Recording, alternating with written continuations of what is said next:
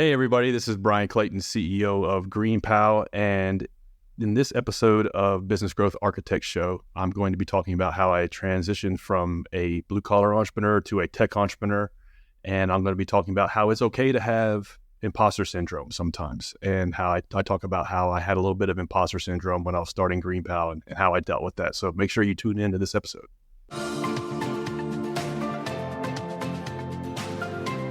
Welcome to the Business Growth Architect Show. I am Beate Gillette. I am the host. I want to welcome you to our globally top 10% ranked podcast, where you will hear from industry experts about the strategies that are working right now to unlock hidden opportunities in any market so that you can grow your authority and scale your impact. And now let's get started with the show. Welcome back, everyone. This is your host, Beate Gillette, and today I'm talking to Bryan Clayton from GreenPal, and our topic today is around a transformation as a business owner, because it's not always what you start your business with that ends up to be the big idea. Bryan, I'm so excited to have you here. Welcome to the show. Well, it's great to be on your show. Thanks for having me on. Excellent. So, Bryan, let's dive right in. So, tell us a little bit about who you are and what you do right now, and then we'll talk about the transformation journey and why it's nothing to be afraid of. Yeah. So today I'm CEO, co-founder of a company called GreenPal. GreenPal is a mobile app that works like Instacart or DoorDash or Uber, but for lawn care services. So if you have a lawn that you need to get mowed, if you rent a house or own a house, you have grass that needs to be cut. Rather than calling all over the place, trying to get somebody to take care of it for you, you just download GreenPal, you pop your address in, and someone comes out and does the lawn for you. And we've been at this for around 10 years. I guess you could say we're a 10-year overnight success. And now we're nationwide in the United States with around 300,000 people using the app to get weekly lawn mowing. One of the things you and I talked about when we first started out is how it started and what it ended up being. Will you take us through the many different jobs or businesses you ran until that business became the business it is today? Yeah, so I think one of the most important things if you are an aspiring founder is to just get started doing something. Just get in the game, start putting in the reps of what it means to run a business, whether it be copywriting or marketing or sales or operations or all these things you got to learn to run a small business. I think if you can get that momentum going, then you can kind of create luck and serendipity. And that's kind of how it was for me. My first business was a lawn care company. I started mowing grass in high school as a way to make extra money and stuck with this little lawn mowing business for around 15 years, growing it little by little, year over year, and grew it to around 150 employees and 8 figures a year in revenue. And I sold that company because I had another idea. About year 13, 14, I started noticing what Uber was doing for ride sharing. And, at that point in time, GrubHub was just getting started for food delivery. And I thought somebody is going to build a platform that works like GrubHub or Uber, but for this service that I'm doing. And so I sold the company, and then I started pursuing the idea of GreenPal, where you should be able to push a button and someone comes and mows the yard for you. So where I started with just me and a push mower, where I am today running a tech business that's nationwide in the United States with hundreds of thousands of people using it, are very, very different. But if I hadn't started mowing my first yard, I never would be where I am today. So I think the key is just to get started, start working on something, make some goals, and knock those down and just keep the momentum going. Not everybody's going to be as successful at this first idea as you are. So some people are going to start with the idea because I think there's two things at work. There's one where you take something and you build it and then you sell it and then the next idea comes. But sometimes you try to build something and then it doesn't work, or it doesn't work that well, or it's not as successful as you think it should be, and then you have to change. What's your experience with these two kinds of pieces? Or is it just that I'm assuming that it was that easy for you this entire time? It's a really good question. No, and none of it is easy. And so I think I understand your question is how do you know that you can scale something? How do you know you can build something that can touch the mass market? And I think it's important to day one kind of begin with the end in mind. Do you want to build something that is going to have hundreds or thousands or tens of thousands or hundreds of thousands of customers? Do you want to build something that could potentially get to 9 figures a year in revenue? And if you do, then it's important to select a type of business where you could grow it to become that. And so, for example, my first business, a landscaping company, I had grown it to over 100 people, 90 trucks going out every day, but that was kind of the plateau in my market that I could grow it to. I couldn't grow it to hundreds of thousands of customers. I knew that I needed to shift into a technology-based business in order to do that. So I kind of had to restart and sell the company and start from scratch, but with the learnings that I had learned and observed in the industry, that to a technology space. So if you want to build something that can touch the mass market, that can have hundreds of thousands of users, I think it's important to pick an idea that could scale. And so if you're a photographer, maybe you start off as a photographer and then you end up building a marketplace for photography, kind of like what we've built. And that's kind of a way to get into the game, so to speak.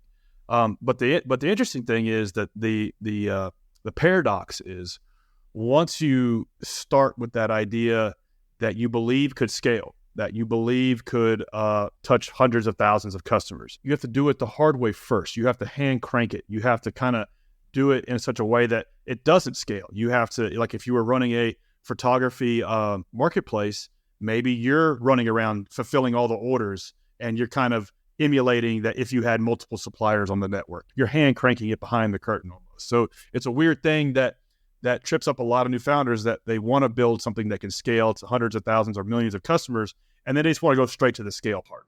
It's a weird thing. You kind of have to go through the hand cranking piece for a year, 2, 3 years until you can figure out what to scale. So there's some good ideas in here that I want to spend a little bit more time on. So you're absolutely correct, is that there is often not enough patience to let the thing do the thing.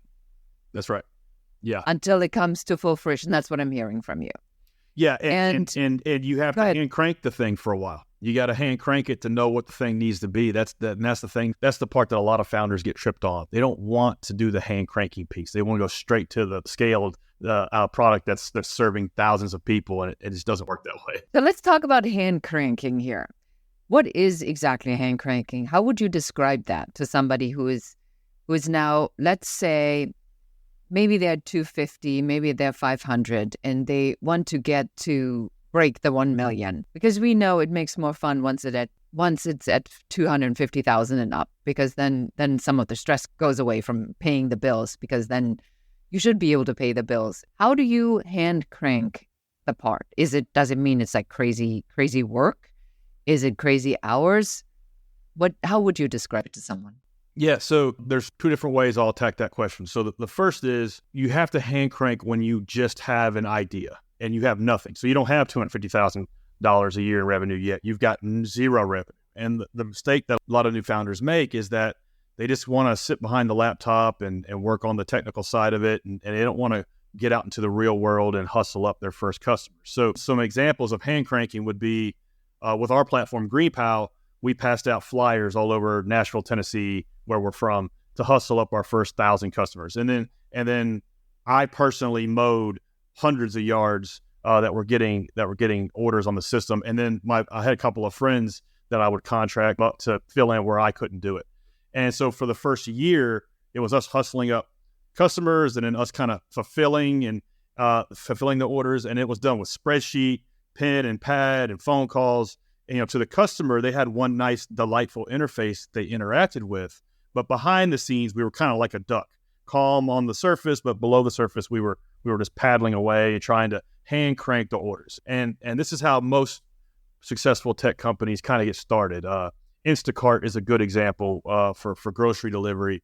They went to their local grocery store and took digital photos of every single item in the store. They bought one of every item and they took photos of them in their apartment. And then anytime somebody orders something, they would run to the grocery store, buy the groceries, and then go deliver. Tinder is another good example. Tinder, their first network was in Southern California, and they would throw parties at I think it was UCLA. And to get into the party, you had to download Tinder. And so that's how they got their first 1,000 users onto the network. So you have to hand crank those first few 100 or 1,000 people using the platform. Then as time goes on, let's say you get to a couple 100,000 in revenue, 500,000 in revenue, $1 million in revenue. You still have to kind of test and then invest. And what I mean by that is like you're figuring out what's working by doing it yourself as the founder. And then you're delegating based on that. A lot of times founders will try to delegate stuff when they don't know how to do it themselves. So if you're stuck at $250,000 a year in revenue, you probably don't have a marketing machine going. And so maybe you might be tempted to go hire an SEO agency or hire a Facebook marketing company or hire a Google AdWords company. And you don't really know how that stuff works. You've never really done it yourself, and you haven't taken the time to learn it. You haven't taken the time to understand what goes into it and what success looks like. And therefore, it never really works out because you're delegating from a standpoint of abdication, which is like, you handle this. I don't know how it works. And it usually doesn't work out. So you have to go back and hand crank it. You got to learn how to pop up a Facebook campaign. You got to learn basic copywriting. You got to learn basic ad design and run it yourself for a while. Then you will know how to delegate and how to get somebody else in there to handle it better than you can. And so it kind of almost never ends. And as time goes on, as you're growing your business, you're nailing it and then scaling it. Bryan, what you just told me is that I really have to pay attention to understanding the pieces of my business that need to get off the ground for me then to go to that next level. Yeah, I heard you loud and clear. So you said, if you cannot identify the problem on why you don't have enough clients, basically, then you cannot fix that, and then you'll never get to that next level. So let's say I figured it out. Let's say I now listen to the Business Growth Architect show through this interview, and I'm like, Bryan is right. I have no idea how to get clients. I'm going to figure out the Facebook ads, Google ads, SEO, the marketing piece. I have figured out how to get in my clients. Now there is a metamorphosis of the business because now at a different level, different things have to happen. How do I know when it's time to change? Because people then want to continue over and over and over again with what they've done already. So give me some insights. And when did you know that you mowing the lawn then led you to bringing more people in to mow the lawns? And then I'm sure at one point you didn't mow any more lawns and you were running the company. And then you brought in other people. And then you're like, well, that's not big enough. Now we need to get out of Tennessee to the neighboring states, to all of the United States. What are these markers, and are those markers clear? Yeah, it's a great question. So a couple different ways that I think about this, especially looking back on 22 years of building one business, selling it, and now my second company, GreenPal. So the first thing is, one of my favorite books about this kind of stuff is The E-Myth by Michael Gerber. And one of the things he talks about in that book is going through the exercise of building an org chart for your business, even if it's just you and you're a solo founder and it's you like doing 20 different jobs. Build an org chart. So who is the founder? Who is the CEO? Who is chief of accounting? Who's head of customer service? Who is head of marketing? Who is head of R&D? Who's head of all of these different roles in the business? And it's going to be your name on every single one of those roles. And then as time goes on and you start to build a little bit of revenue, you can then start to peel your name off some of these roles and begin to delegate those roles to a specialist, a subcontractor, a freelancer, or employee to take that off of your plate and focus on it and do it better than you can or could because you don't have the bandwidth. And at least now, because you've done it in your spare time, you kind of know what success looks like. You kind of know what you're looking for when you hire that person. Whereas if you hadn't done it, you have no idea. You're just kind of operating on luck and faith, and that's not a good way to get a business started. So that's one way I think about it, and it's kind of fun because as time goes on, you can see this org chart, and it's like, man, it used to be my name on all of these roles, and now I've got a team of 2 or 3 or 4 or 5 or 10 or 20 or 50 or 100 people working on this project with me. So that's a very satisfying part of the journey.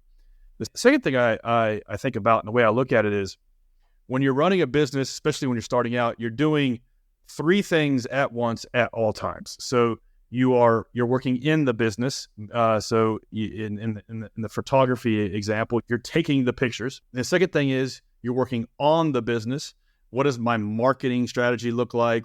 How do I make sure customers are satisfied? How do I make sure that the customers that used me last week will refer me? How do I make sure I'm getting the best deals on supplies and so on? What does the bookkeeping system look like? What does the pricing system look like? So I know I'm making good margin. So I'm working on the business. And then the third thing is I'm working on myself. So what books am I reading? What podcasts am I listening to? What is the block and tackling for this stage of the game that I need to be good at? So in the early days, a lot of it has to do with sales and marketing. So you, the founder, you got to get good at that. You've got to learn, okay, is this a direct sales thing? Do I need to learn how to do one-on-one sales very well? Or is this something that's more self-serve and I need to learn how to get traffic to a website? What are the levers I need to be pulling and how do I learn how to do that? So, and in the early days, I think, okay, Monday through Friday in the business, Saturday on the business, Sunday on myself. And maybe that's the first year or two until you get to maybe 100 or 200K in revenue. And then as time goes on, you want to be building a team around you so you don't have to be in the business so often. So maybe accumulate like 2 or 3 days a week in the business, 2 or 3 days a week on the business, maybe 1 or 2 days a week on yourself. And then as time goes on, you can invert those. So ideally you get to a point where most of your time is on the business. Very little of it is in the business and the rest of your free time is on yourself. So that's how I think about it. And how do you know exactly when to make those calls? A lot of it is intuition. When you can see you're leaving money on the table because you are like an individual contributor in the business and you're doing a lot of like hand cranking on it and you're losing out on money because you can't get to all of these sales. You can't get to all of the calls that are coming into the front desk. And so that's one way to look at it is like, okay, am I leaving money on the table by doing a lot of this stuff myself? Now it's time for me to delegate it to somebody who can focus on it. I love that. And we will be right back after this quick message. Are you looking for the hidden opportunities for you in this market? Or are you simply wanting to figure out what is your unique differentiation factor that makes clients want to work with you and not your competitors? If this resonates, I want to invite you to go to uncoverysession.com and schedule your 15-minute complimentary uncovery session with one of our business growth advisors that will take you through what your number one business growth blocker is, what you can do to remove it, and what your very best next step should be. And now let's get back to the show. Welcome back. Beate Gillette here with Bryan Clayton from GreenPal talking about business owner transformation. We just spoke about the transformation of the business, and what I liked about it is that you said it's not just the transformation of the business, but it's also me as a person.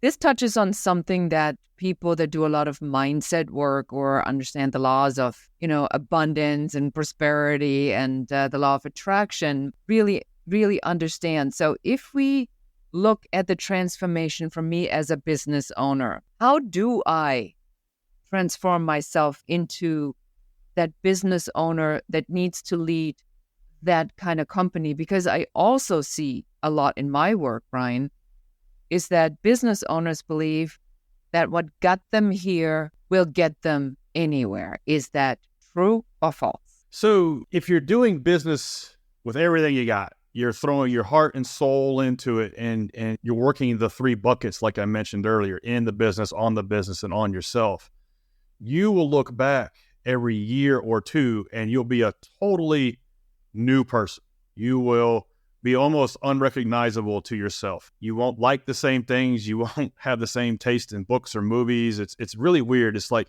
you evolve and become a more mature, wiser person as you grow a business. One of the most humbling things you can do with your life is start a small business. And so if you don't feel that, then there's a chance you're not giving it everything that you have. And there's a chance that the what you got you here won't get you there is going to blow up in your face, because you, like every business, reaches the bottleneck of the founder's capabilities. And so you should always feel like you're ahead of your skis. You should always feel a little bit of imposter syndrome. The last 22 years have been like that for me. I was, through my 20s growing my first company, and at any given time, I felt like I was not suitable to be doing what it was I was doing. I didn't have the leadership or the management acumen. And so I had to kind of like backfill that and take and learn those skills and seek out mentors and figure out what my leadership style was. And then, like now with GreenPal, I'm managing a business that's doing multiple 8 figures a year in revenue. I've never done that before. And so that's a little uneasy. And managing a P&L that big, I'm having to seek out people that are smarter than me that have done that before and then some, and learn from them and actually go back to school and take classes on things that I might have missed the first time around. If you're throwing everything you've got into the business, you should feel like you aren't suitable for the level of the game you're at, and that you kind of grow into that. That is actually really great advice. And it's the opposite of what we often talk about, because people try to get out of imposter syndrome as quickly as possible, because it makes them feel so uncomfortable. And you say, well, this is a really good thing. You're on the right path if you're feeling that. It's the opposite of what we're hearing. Absolutely. It's a good sign that you're in the right place. It's a good sign that you're pushing it. It's a good sign that you're expanding into things that make you feel uncomfortable. Because if you feel totally comfortable and at ease with the business, then you're not pushing it hard enough, and you're not growing it fast enough. Now, if you want to run a small business, and you just want to live the good life, that's fine. But if you want to run a big business and scale a big company, then you should always feel a little bit anxious about it and a little bit not at ease. I think the Mario Andretti quote is if you're not going fast enough, you're if you feel too comfortable, you're not going fast enough. I think. If you exactly. I love that. I love that quote, because it goes for business. I actually just watched a documentary on mindset of Formula One drivers. Yeah, and it basically said that the mind is the athlete, the body is the means. Darn right. And the same goes for business. And that's one of the things I love about business is, I'm never going to be a Formula One driver. I'm never going to be a professional athlete. I'm never going to be a great musician or singer, but I can throw everything I've got into a business and compete at that level. And that's one of the beautiful things about it. All you got to have is your will and hard work, and just the ability to become a problem-solving machine and to be relentless about it, and you can compete at that Formula One level. I love that. How do you overcome the fear? I mean, from everything that you're saying, let's just be real here. I mean, you have to have had many oh shit moments in this. Many sleepless nights, yes. With my first company and my second company, GreenPal, many sleepless nights. Where there's something as simple as not being able to make payroll. I've been there and lived through that. It's not something you want, but a lot of times, a lot of small business owners have to go through that and figure out, okay, how did I screw up? How do I not have enough cash in the bank to make payroll tomorrow? And so that's a oh crap moment. And it does go back to if you're not feeling that and it's super easy and super comfortable, then you aren't pushing it hard enough. And the thing that scares me more than anything is fast forwarding like a year or 2 years ahead, and I'm in the same place I'm in today. Same amount of sales, same amount of headcount, same amount of customers, and the business is stalled. That scares me more than like, oh crap, our platform is starting to go down because we have too many customers on it. That's a good problem to have. A really terrifying problem is a year from now we're stalled out and we can't figure out how to grow the business. That scares me more than anything, and that scares me to take action today to figure out, okay, how do we keep this thing going? How do we keep the engine humming? So kind of like the fear of not achieving growth and our goals is scarier than anything. What would you say to somebody who is in that position? First, they had to undergo dramatic changes during COVID. They finally figured out the new business model. Then everything changed again. Now we are technically not in a recession, but there are some economic challenges, and people definitely are tighter on this money spend or thinking about their purchases more thoroughly than they did before. This last year was a humbling year. What do I do now? What would you say? A lot of the hardest part of running a business of any size is sometimes you have to go backwards to go forwards. And that sucks. It's not fun, whether it's laying off a few employees or a lot of employees or getting rid of business lines that you no longer want to service, or getting rid, like for our app GreenPal, getting rid of a feature that we may have spent a year building. Yeah, that's just painful. But a lot of times the hard decision and the correct one are the same. So if you can remind yourself of that, it can kind of help you through these tough times. And just understand that the line from getting started to ultimately what success looks like is not straight. You're going to go backwards in order to go forwards. And we may be in a period where that's required. You may have to get rid of some overhead. You may have to trim up the burn a little bit. You may have to get rid of some people that you hired that you don't necessarily need anymore. And that's painful, but that's what makes it valuable, and that's what makes it rewarding. And then the other thing I'll say is my first company, I had to take it through the 2008 financial crisis. And at the time, that was really, really hard. I had like 100 some odd people. And at a certain point, we didn't need that many people. So I had to lay off a bunch of people, and it was really painful. But in a weird way, 5 years later, I was glad it happened, because that forced me to make a lot of improvements into the business. It forced me to trim out a lot of fat out of the business. If you can kind of remind yourself of, okay, I'm having to go backwards a little bit. I'm having to tighten up a little bit, retrench the business a little bit. But in 5 years, I'll be glad this happened.